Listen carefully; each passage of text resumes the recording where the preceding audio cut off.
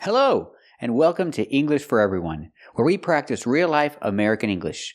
Today we're going to talk about two similar words and how to use them correctly. So let's get started. We're looking at these two words.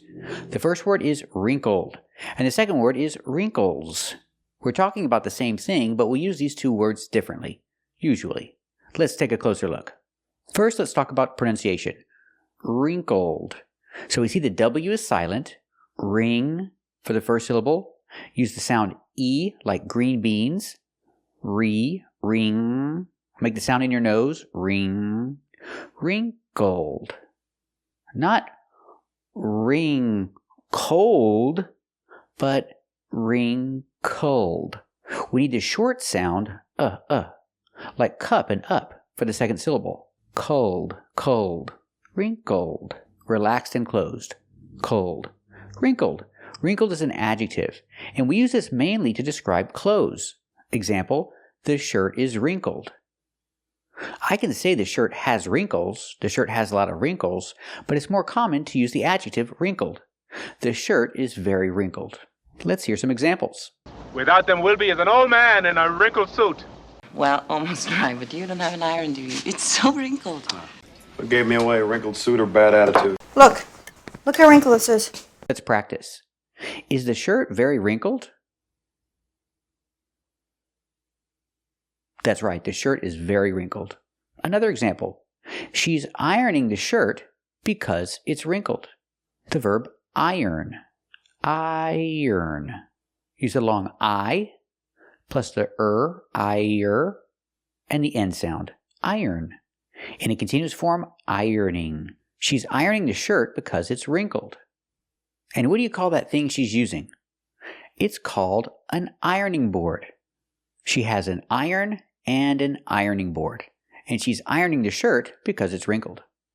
Let's practice. What is she doing? Is she ironing the shirt? Why? Why is she ironing the shirt? That's right, she's ironing the shirt because it's wrinkled. Now let's talk about wrinkles. This is a countable noun. You can have one wrinkle or two wrinkles. And we use this noun to talk about your face or your skin. You have wrinkles in your skin. We use the preposition in. You have wrinkles in your skin. And do we say big wrinkles or large wrinkles? No, we say deep wrinkles. He has deep wrinkles in his skin. So the question, can I say his face is old and wrinkled? Yes, you can. But we normally don't do that because it's too strong. It sounds too strong. It's better to say he has wrinkles. He has a lot of wrinkles, but he's old and wrinkled? It sounds bad because it's too strong. It's better to use the countable noun wrinkles when you talk about someone's skin. Let's hear some examples. He's had deep wrinkles in the back of his neck. And they make all us normal women, with our wrinkles, hi Bob, our cellulite, feel somehow inadequate.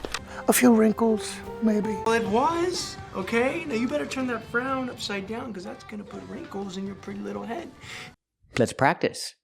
Does he have a lot of wrinkles? That's right, he has a lot of wrinkles.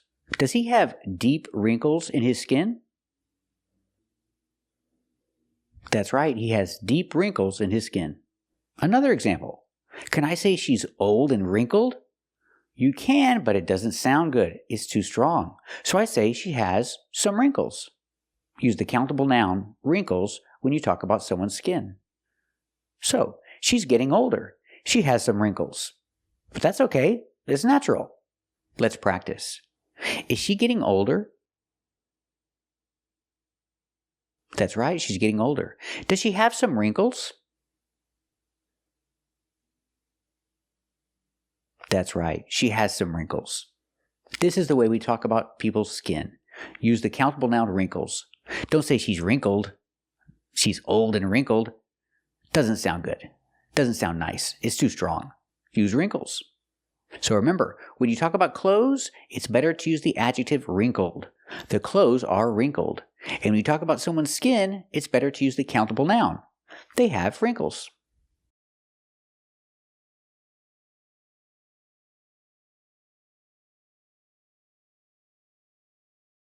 Today we're looking at these three words: win, earn, and gain. They're all similar, but they're used a little differently. Let's take a closer look. First, let's talk about win. We use win for money and other things when there's a competition, when there's some kind of game involved. Example, if you go to the casino, you can win money because it's like a game. In the present, win. In the past, won. If I ask a question, I use did. Did he win any money at the casino?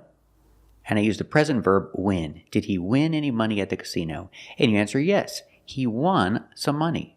He won some money at the casino. Let's practice. Did he win any money at the casino? That's right. He won some money at the casino. Now let's talk about earn. Earn is used for money and other things, but the idea is that you had to work for it. If you work for the money, you earn the money. Example, he earns a lot of money at his job. Let's practice. Does he earn a lot of money at his job? That's right, he earns a lot of money at his job.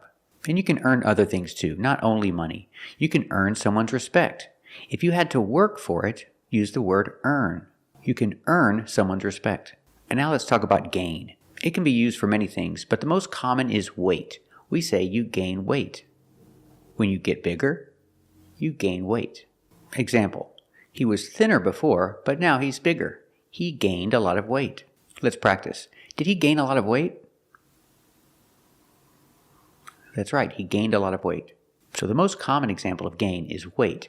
We do use it for other things, like you can gain perspective or you can gain an advantage, but weight is the most common. And remember, gain is not used for money, it's used for things. So remember, if you're talking about money, use win or earn. Win if it's a game, and earn if you have to work for it. And gain is most commonly used for weight. So we have to remember the position of both is important. If we're using a simple verb, both is always immediately before the verb. Both is before the action. Example, they both have a car. Have is your verb, so both is before the verb. The position is important. We put both before the verb. They both have a car. Or with the action work. They both work in an office. Work is your verb, so both is before the verb. They both work in an office. Let's practice. Do they both have a car? That's right, they both have a car. Do they both work in an office? That's right, they both work in an office.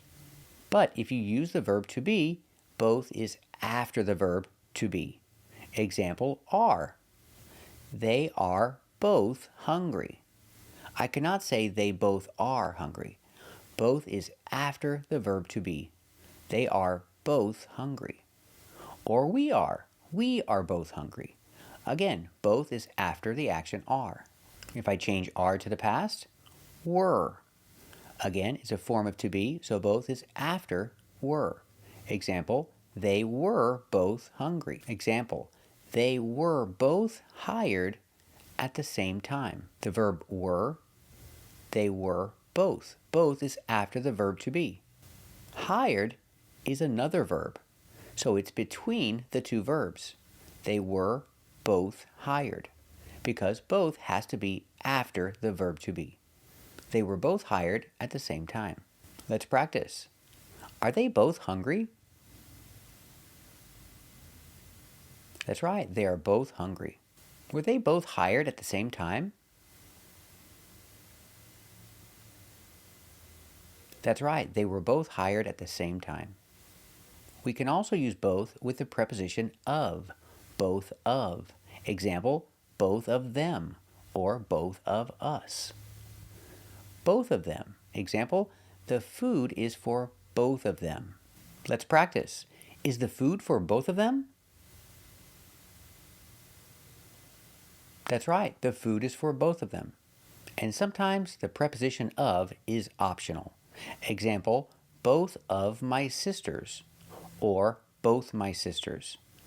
It's more common to use both my sisters with no of, but both forms are correct. I can say both my sisters or both of my sisters. Example, both my sisters live in the U.S. So we're using both with a possessive. Both my sisters, both your sisters, both his, both her. Any possessive, we can use both. And the of is optional. Example, both his parents are still alive. That's right, his mother is still alive and his father is still alive. So both his parents are still alive. Let's practice. Are both his parents still alive?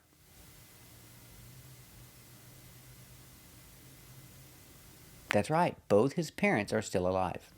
So remember, we cannot say my both parents. It's both my parents. Both is before the possessive. Both my parents. Thank you for watching. And if you like this video, subscribe to our channel. And if you want to become a member, click the join button. And we'll see you next time.